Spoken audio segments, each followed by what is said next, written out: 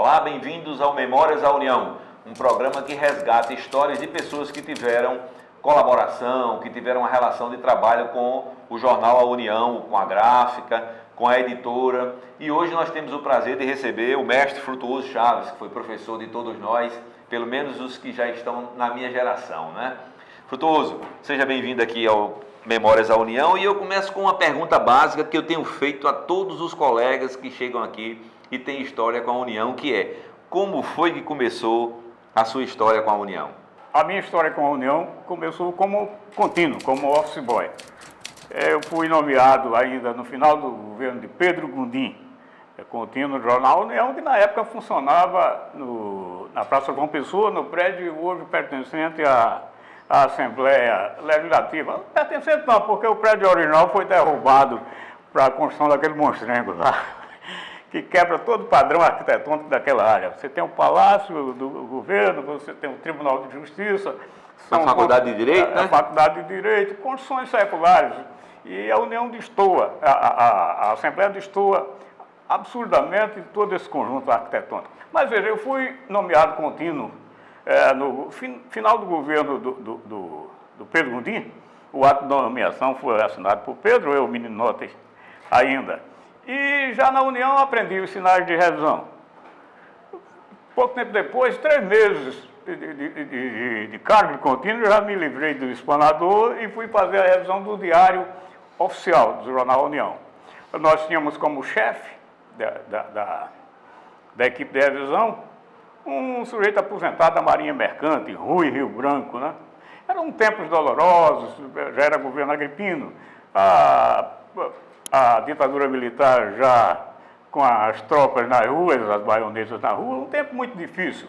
E começamos ali a carreira jornalística propriamente dito, porque primeiro degrauzinho, primeiro batente, o da revisão da União. Então, Frutuoso, você é um daqueles que não tem dúvida de que a União foi escola, né? Porque muita gente diz que a União foi minha escola, a União foi aqui que eu aprendi, porque você disse que começou como contínuo. 3 meses depois já estava na revisão? Eu digo a você, considero a União, ainda hoje, uma escola de jornalismo da Paraíba. A meninada que sai da universidade vai fazer estágio onde? E você sabe que o jornalismo, qualquer profissão, mas o jornalismo, sobretudo, você aprende no batente, você aprende fazendo. A universidade te dá uma bagagem cultural, né? Um pouco de sociologia, um pouco de filosofia. A leitura das técnicas de codificação do jornalismo, mas você vai aprender mesmo fazendo, né? Como em toda profissão e no jornalismo, sobretudo. E a passagem da revisão diretamente para as pretinhas? Foi interessante. Houve uma vaga na tradução de telegramas. Não é porque esses despachos telegráficos viessem em inglês, francês, nem alemão, não. Vinham em linguagem dos correios elétricos, em linguagem telegráfica. E a função do tradutor de telegrama era pegar aqueles textos compactos, sem conectivo de ligação, sem preposições, e estender isso para uma linguagem fluente, para uma linguagem jornalística, corrente. E também, se eu não me engano, Frutuoso, ele vinha todo caixa alta, né? Você tinha sim, certo, né? Sim. Essas notas, esses despachos, os nacionais, né? Internacional não tinha, os nacionais, eram colhidos pelo serviço de radiotelegrafia do Palácio da Redenção. E chegavam os textos compactos em linguagem telegráfica mesmo, de correios, de telégrafo. Repito, sem os conectivos de ligação, sem as preposições, e a função do tradutor de telegrama, ou noticiarista também era. Noticiarista também, é? Era estender aquele texto para a linguagem corriqueira, fluente, né? Normal, de jornal. E foi uma grande escola, rapaz, uma grande escola. Porque a equipe que produziu o noticiário de UPI, de France Press, com sede no Rio de Janeiro, era a fina flor do Copdesk do Jornal do Brasil, pessoal. E é uma grande escola de jornalismo. Aí, até agora, você galgou os mesmos espaços, por exemplo, que Gonzaga. Gonzaga contou aqui a história dele, que foi mais ou menos parecida com a sua. Mas aí, quando foi que você foi para reportagem, ou você já foi assumindo cargos, como a gente diz, na cozinha do jornal, de redação, redator, chefe de reportagem, aquela coisa toda? Interessante. A última coisa que eu fui na minha vida profissional foi repórter. E isso foi muito ruim. eu saí do noticiário de Telegrama para a produção dos primeiros textos meus em jornal. Um episódio interessante. Zé Soto presidia o jornal, dirigiu o jornal pela primeira vez. E tinha ido ao Palácio da Detenção para uma solenidade, um sábado à tarde, já perto do fechamento da edição domingueira. O secretário de redação era Marconi Altamiranda, a redação toda preocupada, a oficina cobrando a descida da página, né? E essa página não podia ser descida porque era a vitrine, porque era a contracapa, era a página de editoriais. E quem fazia o editorial principal era o Soto. Bom, eu tinha terminado minha jornada de tradução de telegramas e peguei um boletim do governo alemão em português, era distribuído isso para o mundo inteiro, e numa das páginas tratava do centenário do Barão de Munchausen. É uma leitura da minha geração, da nossa geração. E o sujeito que encantava o mundo com aquelas histórias fabulosas, aquelas mentiras absurdas dele, e encantava a criançada toda. E era um evento tão importante que o governo alemão estava comemorando o aniversário do Barão de Munchausen, que era um nome fictício. Ninguém sabe o nome real desse camarada. Eu aproveitei e fiz uma notazinha, um artigozinho, falando da importância do Barão de Munchausen para sucessivas gerações, não só de brasileiros, mas do mundo inteiro. E cadê a coragem de entregar o primeiro texto seu, assinado para publicação? Rapaz, será que eu exagerei alguma coisa? Vi a agonia do Marconi e do Marcos Tenório também, que era secretário de redação do jornal. Os dois apreensivos tinham que fechar o jornal e o Soto não chegava. Aí eu liguei a brecha. Eu digo, olha, tem esse artigo aqui, está sisudo, eu acho que cabe para um editorial, se o editorialista não vier. Bom, e comecei a torcer para o Soto não vir. Certo, tá vendo outro dia. Mas até que chega o galego agoniado, aperreado, e disse, ainda vou ter que fazer um editorial, a solenidade lá na Granja Santana, não foi no Palácio, foi na Granja Santana. Demorou muito, regado a uísque, aquela coisa. O Marcos Tenório mostrou disso, olha, Soto, tem isso aqui. Ele leu e disse, está muito bom, quem fez? Ele disse, foi frutuoso. Frutuoso contínuo ainda era tido como contínuo, já estava fazendo a tradução telegrama, mas não tinha mudado de status nem de salário, né? Aí, publica. Aí disse, Frutuoso, eu converso com você segunda-feira. E Zé Soto era um cara muito sério, né? Muito sério, muito austero, né, Frutuoso? Era, sim. Não era de muitas aberturas, né? Mantinha uma certa distância até de tratamento. Aí na segunda-feira eu fui, presidente, quer conversar comigo hoje? Ele disse, olha, a página de opinião tem o editorial que eu faço e tem 2 sueltos. O Lindo Arte Noronha faz um, você vai fazer o outro. No dia que eu tiver um impedimento meu, o seu texto vai para o editorial. Aí comecei como editorialista. Daí já começou? Pois é. Depois fui para o copydesk do jornal, né? Na equipe que jornais tinham um copydesk. Lastimavelmente os jornais brasileiros, não é o pequeno jornal, não. O grande jornal acabaram com a equipe de copydesk. Tu entraste com quantos anos, Frutuoso? Deixa eu ver, uns 20 anos de idade. Foi, né?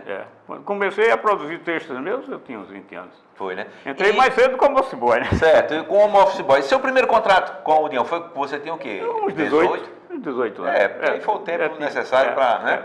Aí, daí para ocupar secretaria, chefia de reportagem, aquela coisa toda, foi só o tempo necessário de se acomodando. Quando o Soto voltou à presidência do jornal pela segunda vez, eu acho que o governo Ivan Bichara, em 1974, aí eu fui chamado para a equipe de reportagem do jornal. É a fase de jornalismo da qual eu tenho mais saudade, né? Eu fui chefe de reportagem do jornal e tive a felicidade de contribuir para botar no mercado de trabalho gente como Paulo Santos, Tião Lucena, Marconi Formiga, que hoje está em Brasília, né? O Elton Farias. Eu acho que era um tempo que a União botava mais gente no mercado do que a faculdade de jornalismo. É verdade.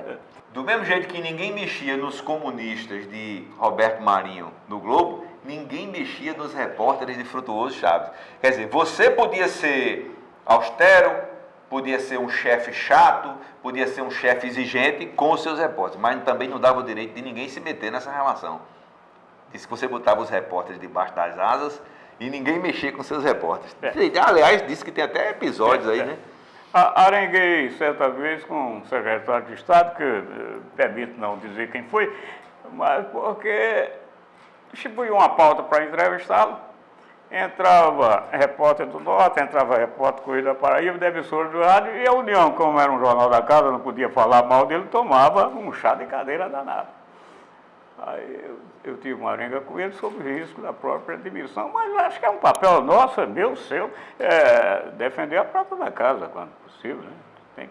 Não, mas eu digo assim, Frutuoso, porque contam as histórias, né, as lendas das redações, né, que Frutuoso, por exemplo, quando o repórter... Era exigente, rasgava texto. Jogava texto no lixo, né? Eu sei dessas histórias, mas tem muito de mito nisso. Tem muito de mito, né? Aí diziam que... Diziam não, né? Porque eu me lembro, a gente trabalhava com a máquina de datilografia e não era muito permitido o erro, ou então um erro longo, porque isso ia atrapalhar no cálculo do espaço que a matéria ia ocupar na página, né? E quando o repórter chegava para você com aquela página toda riscada, toda gente, você vá, sente e datilografe como deve ser, porque senão o diagramador vai se perder, não vai conseguir fazer o cálculo. Esse é um exemplo de como você tratava, né? Assim, não apenas o cuidado de apurar, checar, para transmitir para o leitor a melhor informação, a informação, digamos assim, sendo fiel aos fatos, mas também todo o cuidado estético e todo o cuidado no processo de... O texto muito penteado, e a gente chama de pentear, a emenda manuscrita, né? Riscava-se a frase que o repórter entendia que ficou incorreta. Para ganhar tempo, para ele não voltar a datilografar todo aquele texto, ele fazia as emendas, todos nós fazíamos as emendas à mão. A caneta riscava o texto incorreto e por cima a gente... Não tinha nem corretor, né, professor? Não tinha corretor. Mas o fato é que na hora de fazer o cálculo para a diagramação, o jornal era gramática até o momento da produção do texto. Quando chegava para diagramar, o diagramador trabalhava com a máquina de calcular. Você lembra disso? A medida era Cícero, que na fase da informática passou a ser Paicas, né?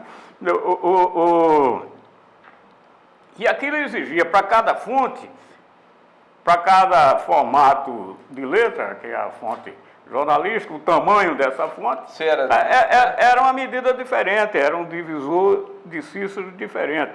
Se o texto estivesse muito rabiscado, isso embaralhava a diagramação, que não sabia com que tamanho o texto ia ficar na página, de tão penteado. Então era necessário que esse texto fosse mais limpo, mais refeito, essa coisa. Mas você era conhecido como um exímio datilógrafo, né? Assim, não, pessoa que fazia... Não digo datilógrafo de usar os 10 dedos, por exemplo. Eu sou dedógrafo. Catador de milho, né, que a gente chamava. Mas o texto limpo, né? Ainda hoje no computador eu sou dedógrafo, porque eu não consegui...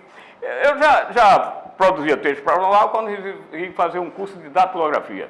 Terrível aquilo, maçante, a SDF, mas não, eu vou ficar nos meus 2 dedos. Agora tem um pior do que eu, que era o Hélio Zenário, o querido Hélio Zenário. Que era um dedo só, um dedo só. Era impressionante. E só usava a mão esquerda para rodar o papel, né? Para rodar o papel e puxar o rolo. Mas era um dedo só. Um dedo só, eu me lembro a gente chamava de Elinho, né? Elinho, na redação, era colunista político de... O querido Elinho, saudoso. Né? Frutuoso, mas você ficou quanto tempo aí nesses cargos na União? Você chegou a ser chefe de reportagem? Você editou a União também, não? Não. Eu fui chefe de reportagem, depois fui secretário de redação. E depois editorialista do jornal. Mas eu fiquei na União, na fase já de empresa de economia mista, de 1974, quando a primeira equipe foi instalada, até 1979, por aí assim. Mas com esse passado todo dos anos 60, como eu falei, né? Uhum. E depois da União, você foi para a iniciativa privada? Porque você foi correspondente também do Globo aqui na Paraíba, né? Ainda como secretário de redação da União, eu tinha contrato assinado, carteira profissional, tudo normal, com o Globo do Rio de Janeiro, com vinculação à sucursal do Recife. Quando eu saí da União em 1979, eu levei o Globo comigo. Que já continuou, né? Continuei, E fui para o Norte. Fui como redator do Jornal Norte e 3 meses depois, 4 meses, me ofereceram a editoria do jornal, nós combinamos preço, a equipe, tudo, e fui para a edição, para editar o Jornal Norte. Mas a fase mais gostosa, mais saudosa, aquela que a gente faz, os amigos até hoje, né? Amigos, irmãos até, foi essa da União. É o que eu tenho de mais saudoso comigo. Frutuoso, você trabalhou aqui na época em que o prédio foi destruído lá da Assembleia, né? Onde foi a Assembleia.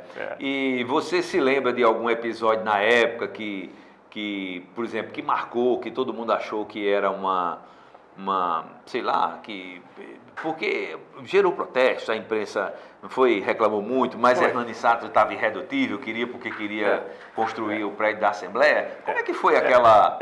O Hernani não derrubaria aquele prédio hoje em dia, né? Com os órgãos de preservação todos vigilantes. Acontece que o Hernani governava a Paraíba por indicação, ele não teve a votação popular, ele era uma escolha dos generais. E governador escolhido por general fazia o que quisesse, sem obstáculo de ninguém, né? E a União foi derrubada naquela fase, com protesto de jornalistas. Menos de jornalistas, menos da prata da casa, que não podia se revelar, né? Mas você via artigos no Correio, artigos no Norte, comentários de rádio, por gente como Zé Otávio, como Otinaldo Lourenço, lastimando a derrubada daquele prédio, um prédio histórico. Um tempo sagrado do jornalismo brasileiro. Até porque a União tem aí para os 130 anos, né? É o segundo mais antigo do país atualmente, né, eu acho. É por isso que eu falo que é um tempo do jornalismo brasileiro. Exatamente. Não é paraibano. Ô, Frutuoso, e como foi a vinda para cá, para o distrito, por exemplo? Você se lembra de como...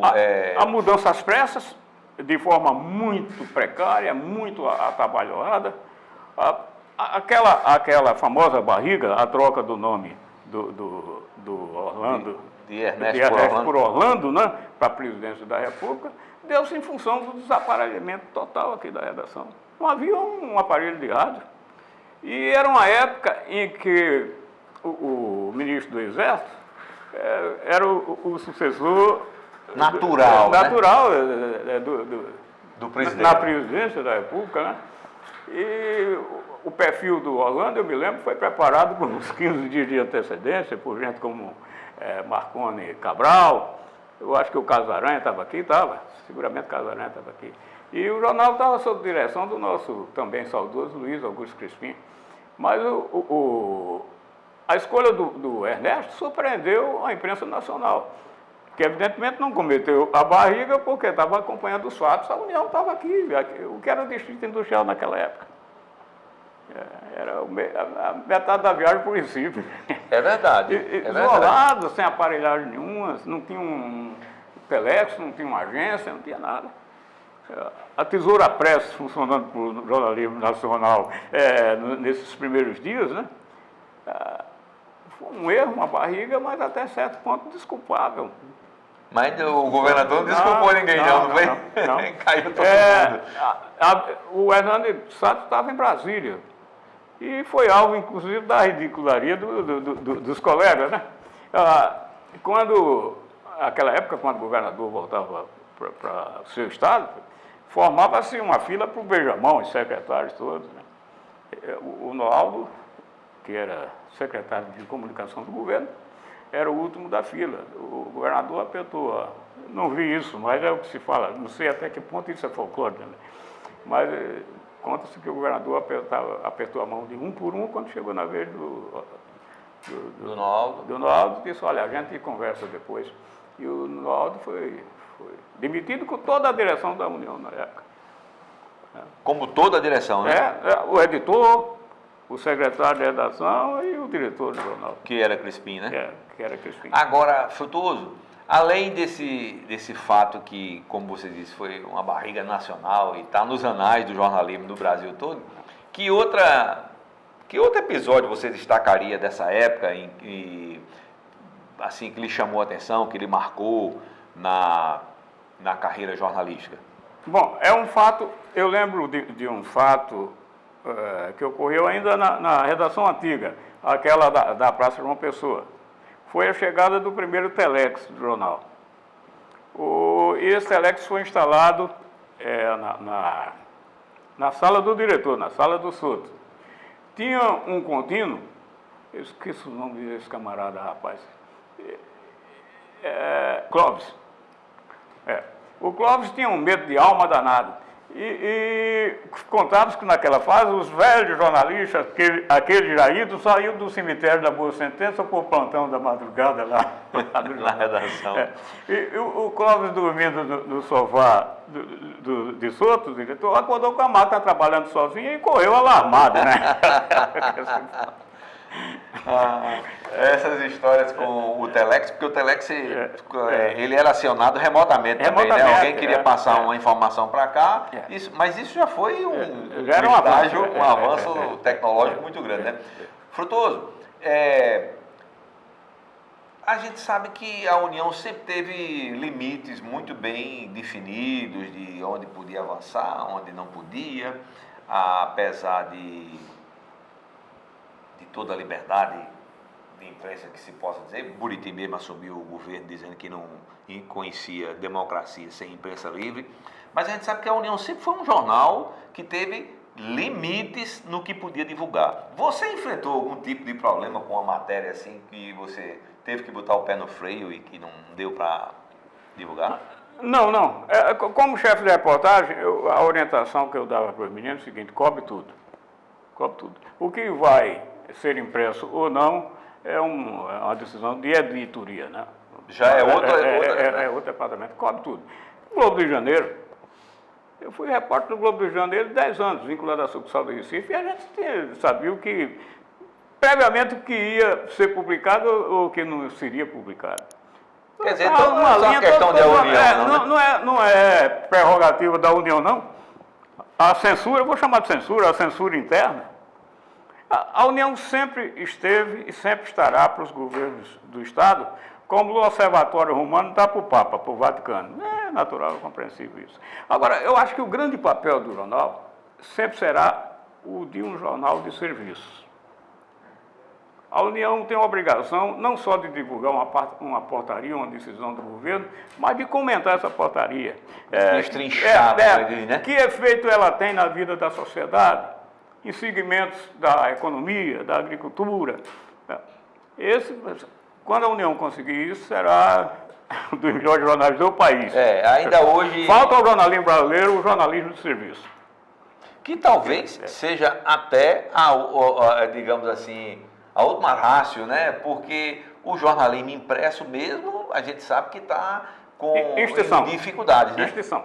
E até porque não conseguiu uma linguagem analítica. Ele não pode ser meramente factual. Aconteceu isso, porque está todo mundo dando simultaneamente, a internet. No dia anterior, a internet. A emissora de rádio, a gente já sofria essa concorrência aí, né? A TV que dá no dia. Então, o jornalismo impresso só sobreviveria com uma equipe de muito boa qualidade, com analistas de todos os setores, alguém que noticiasse não apenas o fato, mas o destrinchasse, falasse da repercussão desse fato na vida da sociedade, de uma forma geral, como isso repercute na educação, como isso repercute na agricultura, na economia de uma forma geral. Tem que partir para isso. Acontece que esse tipo de jornalista custa caro. Porque tem que ser, né? Tem que ter o que explica a relutância das grandes redações. Estão fazendo jornal com meninos, né? Recém-saído dos cursos, né? Recém-saído Agora, dos Frutuoso, cursos. até você fez essa análise aí sei lá, digamos assim, o quadrante que está reservado ao jornalismo impresso, e você, como começou e disse aí... Na fase do chumbo. Na fase do chumbo, né? E aprendendo os velhos sinais da revisão, que hoje o Word bota vermelhinho dizendo que está... Né? Que é uma lástima, né? Que é uma lástima. Você vê o que acontece com os meninos hoje, o pessoal que sai da universidade para fazer jornal. Acha que o corretor ortográfico resolve tudo. Não resolve. Resolve talvez erros ortográficos. Mas a concordância verbal, a concordância nominal, para a gente não falar das técnicas de codificação do jornalismo, do lido, do sublido. Então, esse pessoal não tem mais revisão, não tem. Não tem mais copydesk. Não tem a referência do copydesk, do redator, que era o sujeito mais experimentado e encarregado de dar texto final para o texto que o repórter trazia da rua. Então essa meninada toda perdeu essas referências, né? Lastimavelmente. Eu li, não sei até que ponto, eu li que a imprensa brasileira, eu estou falando da grande imprensa, a média de erros diários da imprensa brasileira era 100 por edição. Seriam 10 nos Estados Unidos. Não é porque a língua é mais fácil, não, mas porque o cuidado é maior por lá. Pressupõe. Frutuoso, mas o que eu queria ver é o seguinte, como é que você viu esse avanço tecnológico todo? Como você disse, você começou na época do chumbo, era no linotipo, né? Tinha que tomar leite por conta da periculosidade. A revisão não tomava leite. E nós nos queixávamos muito porque nós ocupávamos o mesmo espaço da oficina. Aqueles vapores de chumbo estavam ali e tudo. Então o pessoal tinha, além do leite, o pessoal tinha uma gratificação por insalubridade. Insalubridade, né? Que a equipe de revisão não tinha. E eu era uma equipe de esquerdistas, né? Quando eclodiu o golpe de 64, muita gente da equipe de revisão do jornal foi procurada. O ceguinho Emilson, o menino que era do curso de engenharia, não esqueço o nome desse menino, Arnaldo, não lembro o sobrenome dele. A ditadura começou a procurar esse pessoal. Tudo de esquerda. Tudo de esquerda. E na revisão.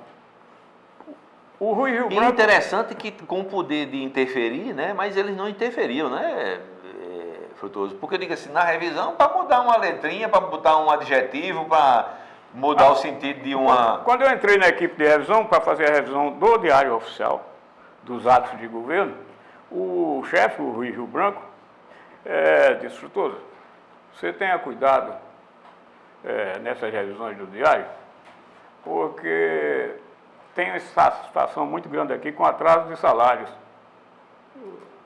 Houve uma época de salários atrasados. Eu acho que na confluência, entre Pedro Gondim e a posse do Agripino, houve alguma coisa dessa hora, 3 meses de salários atrasados. E os revisores, os linotipistas, alguns insatisfeitos, resolviam botar piolhinhos aí, que é a letrinha faltosa ou que está mais dentro de palavras. Por exemplo, um ato de nomeação, o governador do estado, no uso das suas atribuições, resolve nomear fulano de tal Carvalho, esse veio desaparecia, né? Então, o mais saboroso para a molecada era a publicação por incorreção. Onde lê esse Carvalho sem ver, lê-se com V, né? Não nesses termos, mas com esse sentido. Eu sei. Com esse sentido, né? Mas eu digo assim, Frutuoso... Porque de outra forma é impublicável. Da outra forma é impublicável. O que eu estou querendo, a sua análise, é como você viu nesse tempo todo, porque você foi uma testemunha fazendo, né? Da evolução. Você foi do chumbo e passou para a Offset e hoje você está na internet. Você, inclusive, hoje trabalha com assessoria, né? Eu acho que em 1979, quando eu saí da União, a velha máquina de datilografia ainda estava aqui na revisão. Eu experimentei a informática no Norte, Correio da Paraíba, o cargo de correspondente sempre me manteve em João Pessoa, né? O Jornal do Comércio, que fui correspondente do Jornal do Comércio 6 anos também aqui, né? Mas mesmo na redação do Jornal do Comércio ainda não havia o computador nas redações. É uma coisa muito mais recente, rapaz. O quê? Quase 90, os anos 90 para cá, talvez. Você que tem a memória melhor do que a minha, mas antes de 1990 eu acho que não tinha nenhuma redação informatizada. O Norte começou, eu saí do Norte em 91, mas o Norte começou muito precariamente, não tinha, o computador não tinha cabeamento, o sujeito pegava um disquete e levava para um computador central. De um para outro, né? De um para o outro, muito precário, muito precário. Mas foi um avanço meteórico, né? Quem nos anos 80 pressuporia que nós, como fazemos hoje em dia, podemos produzir um texto em casa e mandar para quem quer que seja, né? Em qualquer lugar internet, do em qualquer mundo. lugar do mundo. E a internet começou para atender às necessidades do Pentágono, né? Militares, né? Militares. Depois a coisa se popularizou, foi para o mundo civil. Mas, Frutuoso, eu digo assim, você veja, depois da Segunda Guerra Mundial, houve a revolução no fazer jornalístico, que com o advento do lead, né, de você condensar as informações num texto que o leitor pudesse já ser informado do principal, né? Você pega um jornal dos anos 30 e dos anos 40, você quase sempre vê um relato cronológico, né? Um acontecimento que tem começo, meio e fim. Ou então o nariz de cera, famoso, né? O cara fazia o nariz de cera já era uma tentativa de recuperar o que havia de mais importante no miolo da matéria, né? Mas com a evolução do parque industrial no mundo inteiro, né? Com a aparição do executivo, aquele sujeito de gravata no pescoço, pasta na mão, correndo, feito um doido pela vida, os jornais tiveram que modificar a linguagem. E isso foi feito a nossa escola é a escola americana, né, de jornalismo. Então, os americanos criaram o lead, o sub-lead e o corpo da matéria. O lead deve responder a 5 questões básicas, não necessariamente nessa ordem. O que aconteceu, como, onde, quando e por quê. Se você responder a essas 5 questões num parágrafo ligeiro, um parágrafo de 5, 6 linhas, então o título da matéria e a leitura do parágrafo já te dá uma boa base do que tem um miolo. Você continua a leitura se você tiver tempo, ou guarda o jornal para se o assunto interessar, guarda para ler depois. Mas isso em função dessa mudança que houve na sociedade e no mundo inteiro, né? Um mundo com muita pressa, muito sem tempo para perder. E na mão agora com o celular, né, Frutuoso? E agora sim, agora sim. Aí é o que eu digo, aí você vê, a gente volta ao início da conversa. Os jornais vão ter que partir para a linguagem analítica. O que era pressa, o que era concisão, agora não tem necessidade de ser, porque a concorrência é desleal. Você está concorrendo com quem dá na hora. E com um agravante, você vai ter que ter um time de analistas para destrinchar, para esclarecer, explicar qualquer medida, qualquer iniciativa, qualquer nova lei, enfim, um fato. Um time mais caro. Um time mais caro, porque senão a própria internet pode contratar esse povo e botar lá para fazer na hora. Né? Aí você não vai ter como concorrer de jeito nenhum.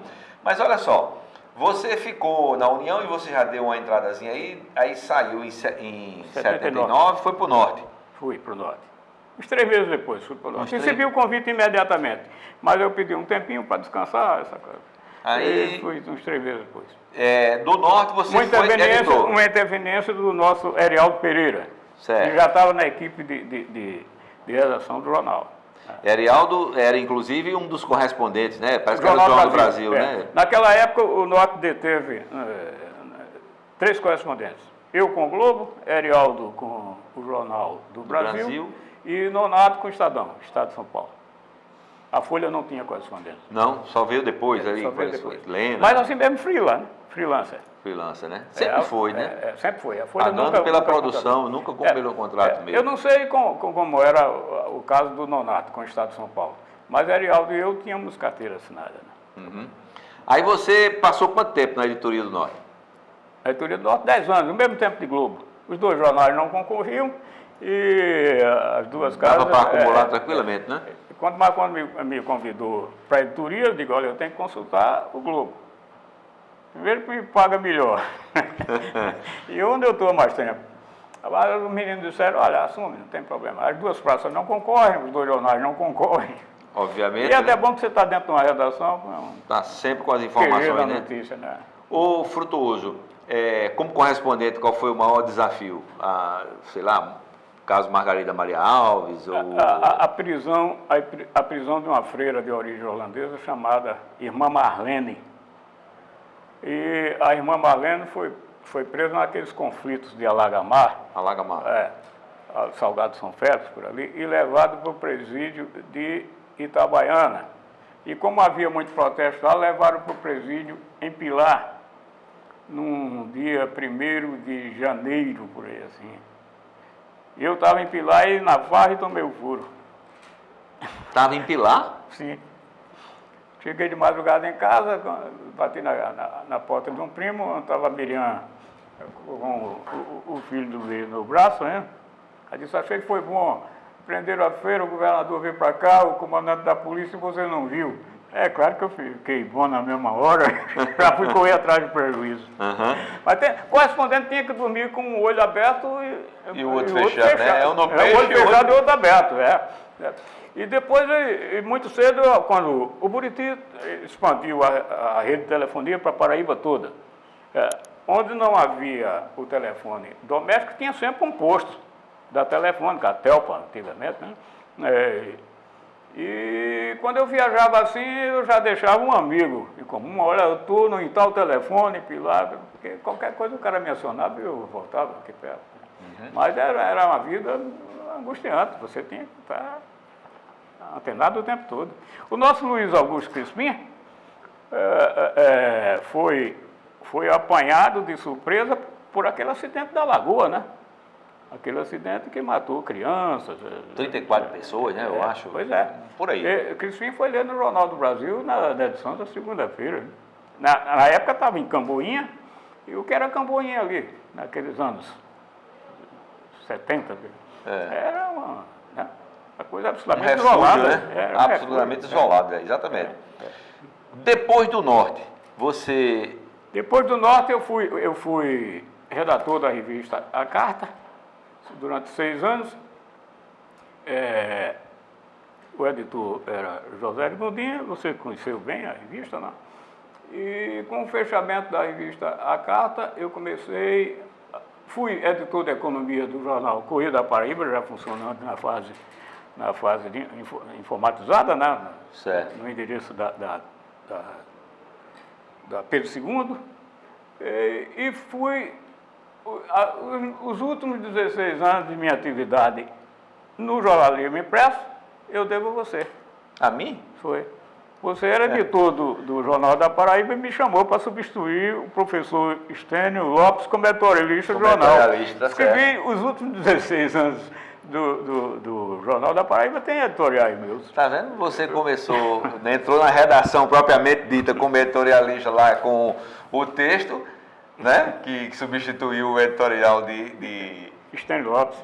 Na União, aqui de Zé Soto, e terminou substituindo Estênio Lopes, né? Mas... No caso do Soto, eu só substituía nas ausências do Soto, porque eu fazia o primeiro Suelto. O segundo Suelto era do Lindoato Noronha. Do Lindoato. Foi assim combinado. E o Soto disse, quando eu não puder vir, estiver viajando, aí você faz o editorial. E a Secretaria de Redação arranja um sueltista aí de ocasião. Uhum. Isso foi feito. Ô Frutuoso, eu me lembrei de uma coisa, porque, voltando ainda à União, porque era uma época que tinha um timaço aqui, né? Porque era Barreto Neto, Gonzaga, sim. Aguinaldo Almeida. Você trabalhou com todos eles? Trabalhei com todos eles. Aguinaldo veio para a editoria do jornal com o mesmo convite do Soto, né? O convite que eu recebi para a chefia de reportagem. E ficamos aqui no Distrito Industrial já, né, nessa fase nova da União, né? Mas o profissional que mais me impressionou nos meus inícios de jornalismo foi o Barreto Neto. Antônio Barreto Neto. Antônio Barreto Neto. Foi secretário de redação ainda na fase do chumbo lá da Praça João Pessoa. O Barreto, é difícil você ser um bom articulista, um bom cronista e um bom noticiarista. Até porque os textos são completamente diferentes. São completamente diferentes. O noticiário não admite o eu, o nós, né? O repórter não aparece na notícia que produz. É diferentemente do que acontece com o cronista e até com o articulista que emite a opinião dele. O Barreto fazia bem essas coisas todas. Texto de noticiário primoroso, enxuto, redondo. Aprendi muito com o Barreto. Ele me impressionou muito. Também é outra referência que todos temos, né? Que é o Barretinho, inclusive por conta do excelente bom humor que ele tinha, de brincar com todo mundo, né? Eu comecei com o caderno 2 da União, aqui no Distrito Industrial. Assim que o jornal se mudou, antes dessa equipe que você fala do Agnaldo, eu estava como redator já. Logo depois da mudança do jornal para cá, me encarregaram da editoria do caderno 2 do jornal. E não tinha repórter. Eu editava e eu mesmo era o repórter para os textos de capa, né, do caderno. E entrevistei um primo do meu pai, um primo velho, que tinha servido na Marinha Mercante do Brasil no tempo da Segunda Guerra Mundial, quando os submarinos começaram a torpedear navios brasileiros, né? E ele fazia parte da equipe do navio Buarque. Então, o navio dele foi torpedeado e ele conseguiu escapar porque um navio patrulha americano, que também estava aqui na costa do Brasil, para dar proteção a essa frota que transportava víveres, mantimentos para o teatro da guerra. Então, ele foi resgatado por um navio americano. E uma história interessantíssima, eu conversei com esse primo, né, e o jornal publicou com destaque, o título que eu dei para a matéria, Eu Vi o Buarque Afundar. Bom, à noite na redação, a matéria já publicada, o jornal já havia circulado. Aí o Barreto chegou para mim, aí disse: Frutuoso, você viu? Eu disse: o quê? Ele disse: o Buarque afundar? É uma gozação da redação lá. Mas isso era Barretinho, o espírito do Barreto. Animava, não deixava ninguém quieto. Lançava a redação toda compenetrada, trabalhando, ele lançava a palavra de rima rica, né? Tambaú, para ouvir a resposta. Era muito engraçado. Eu cheguei a trabalhar com ele diretamente na época em que ele foi editor. Aí era Madruguinha o secretário de comunicação e ele era o editor da União e eu era redator de primeira página e acabava trabalhando diretamente com ele e me impressionava a capacidade que ele tinha, que você frisou aí, de fazer o texto limpo, correto, redondo, né, objetivo, curto, objetivo, conciso, era impressionante. E era também um grande analista. Eu aprendi a gostar de cinema lendo Barreto. Pois é. Ainda na Praça João Pessoa, a União sediava, de certa forma, a Associação dos Críticos Cinematográficos da Paraíba, a ACEP. Eu cheguei a produzir algumas críticas de cinema por influência de Barreto ainda, naquela fase, né? Mas eu gostava mesmo era de ter a carteirinha da ACEP. Era uma só. Para entrar. Era uma carteirinha só, né? Ia para quem pedisse. Para entrar nas sessões de cinema sem pagar. Frutuoso. Depois de deixar o dia a dia das redações, de ter aquele compromisso diário com algum fazer da redação, você disse que os últimos 16 anos foi no Jornal da Paraíba, como editorialista. Aliás, eu acho que já ao mesmo tempo você migrou para a assessoria, né? E Não, geralmente para a assessoria... Quando você me convidou para escrever os editoriais do Jornal da Paraíba, eu tinha o cargo de coordenador da assessoria de comunicação do Tribunal de Justiça. O Tribunal de Justiça foi o terceiro tribunal que eu assessoro, né? É o terceiro, estou há mais de 22 anos. Fui assessor do Tribunal de Justiça na época do desembargador Rafael Carneiro Ardor, o Tribunal Eleitoral com Wilson Cunha e com Rafael, e o conselheiro Flávio Sapra, que eu não conhecia, não sei de bom dia, boa tarde, me convidou para a assessoria de comunicação do Tribunal de Contas. Do Tribunal de Contas, né? Onde eu estou há 22 anos, com uma responsabilidade danada, a de substituir uma profissional talentosa, competente, Naná Garcês. Você sabe, quando muda a presidência de um órgão público, mesmo que seja o tribunal, o camarada sempre quer chamar alguém, uma equipe diferente, essa coisa. Mas é uma responsabilidade, vim com medo, porque era uma responsabilidade danada. A gente sabe da competência da Naná, do talento da Naná, da força de trabalho que ela tem. E como foi, Frutuoso, sair da fogueira da redação, do corre-corre, daquele imediatismo que a redação exige, do raciocínio rápido para poder acontecer um fato. Não, pega a interpretação de fulano, ligue para ciclano, outra versão aqui com não sei o quê. Aí, de repente, você vai para um tribunal onde o cuidado tem que ser redobrado porque a informação é uma informação, por exemplo, no caso do Tribunal de Justiça, uma informação sobre decisões judiciais, digamos assim. Todos os tribunais. Né? E não há aquela certa irresponsabilidade de redação, né? Não pode brincar, não, tem que ser. Né? Embora você seja um cara que sempre primou pela qualidade da informação. Eu estou falando irresponsável assim... Sabe o que é pior nisso? É o fato de você deixar de ser estilete, deixar de ser pedra para ser vitrine. É terrível, é você se sentir na mira das redações, de certa forma. Né? De repente, suscetível à crítica. A melhor matéria de assessoria é a matéria que o jornal precisa, procura, né? A matéria que interessa a casa, essa é terrível para emplacar nas redações, quase sempre não interessa.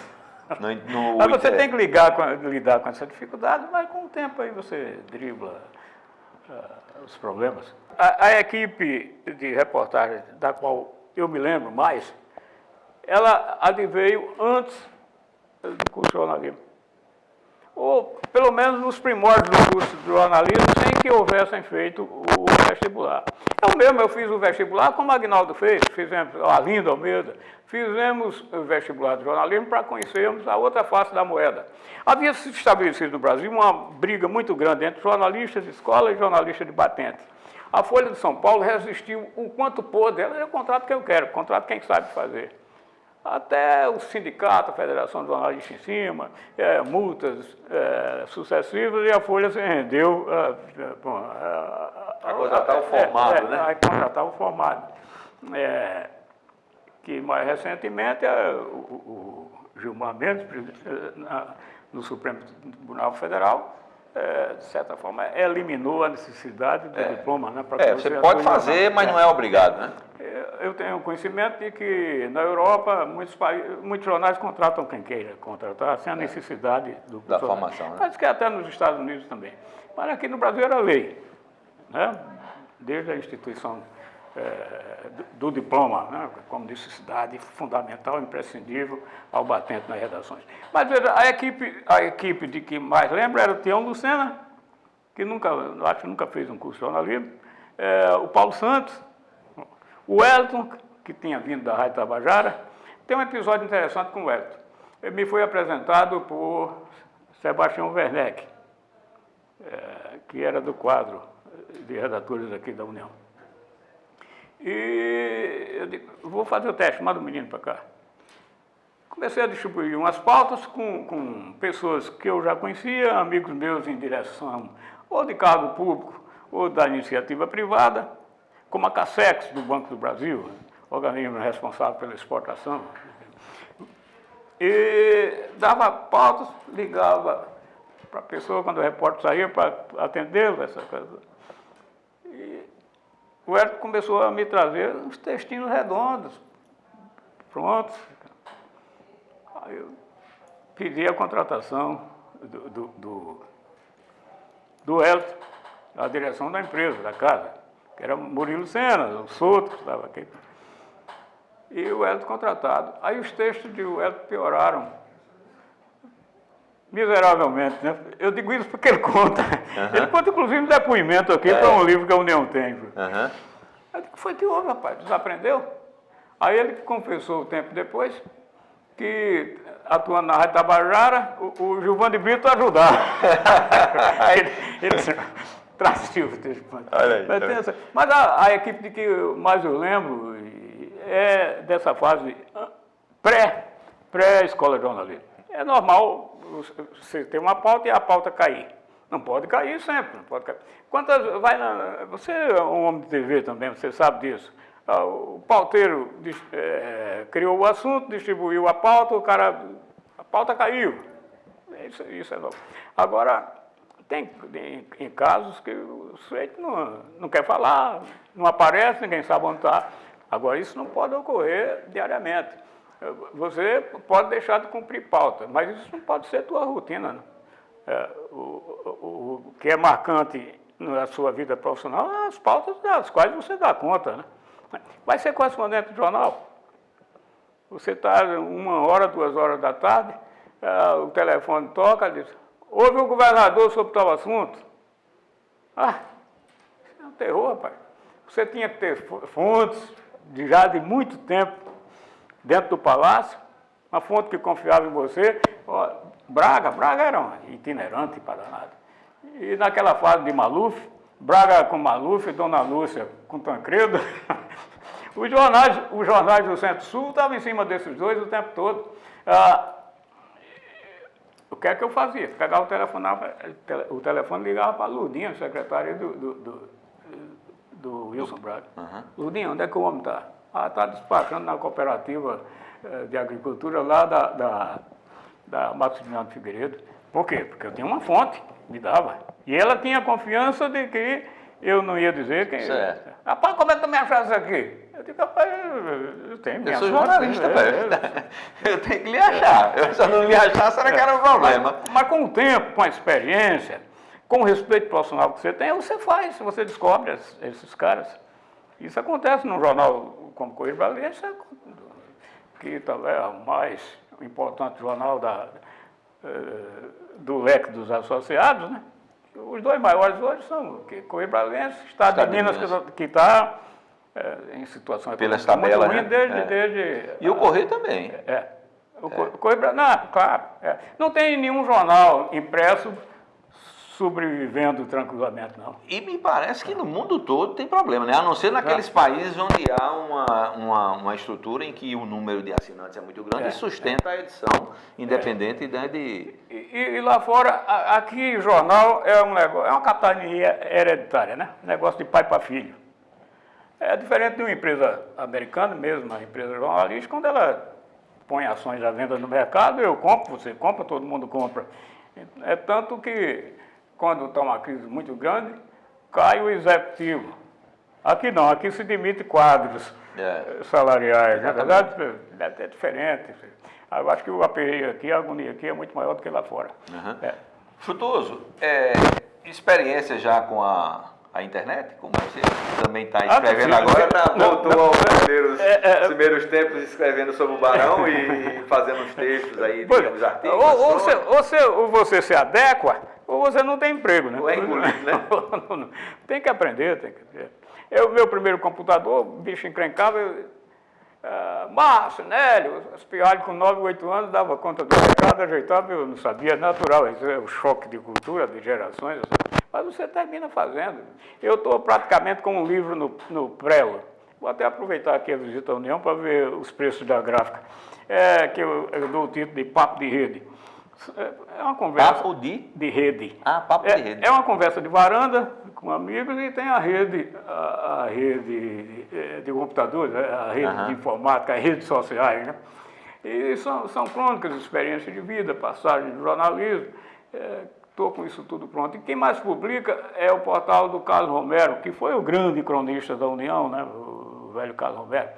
E o filho do Carlos Romero e os amigos do Carlos Romero, o Germano, eles mantêm esse portal e convidou um grupo de jornalistas, de articulistas, de cronistas para produzirem. Eu escrevo às sextas-feiras e estou achando bom porque eles estão guardando aquilo que eu quero publicar. Faltou abordar algum tema? Tem alguma história que você gostaria de registrar e que passou batido? Um fato que eu comentava há pouco. Eu tenho 2 empregadores aqui na sala. Pelo menos eles, né?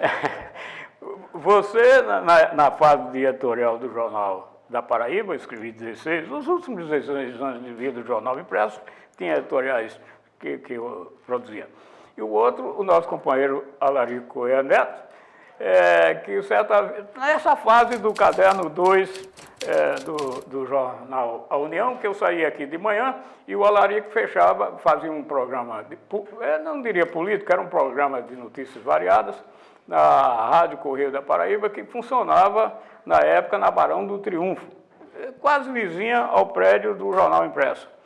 Então, eu fui ajudar a Larico como repórter do programa Cidade Aberta, que eu já levava notas datilografadas para leitura pela locução, e, no caso, algumas entrevistas com gravador de alça pesadão, que você andava um quarteirão, já estava trocando de mão, que aquilo cortava, a mão pesadíssima, aquelas fitas enormes, de rolo. E na hora de entregar o material, eu editava, eu fazia o texto de apresentação, fazia as perguntas por escrito e desaparecia, a não ser quando minha voz aparecia no intermédio da conversa com a questão ou outra. Mas o fato é que eu detesto câmera e detesto microfone, os amigos todos sabem disso. E só digo não quando não posso dizer não por uma questão de afinidade, por uma questão de bem-querença, que é o caso de vocês aqui, e a quem eu agradeço a lembrança e me ponho sempre à disposição.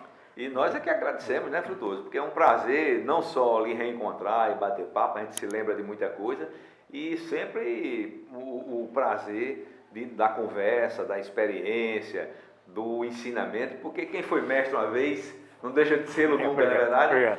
Então, muito obrigado pela sua presença aqui e a você até a próxima edição do Memórias da União.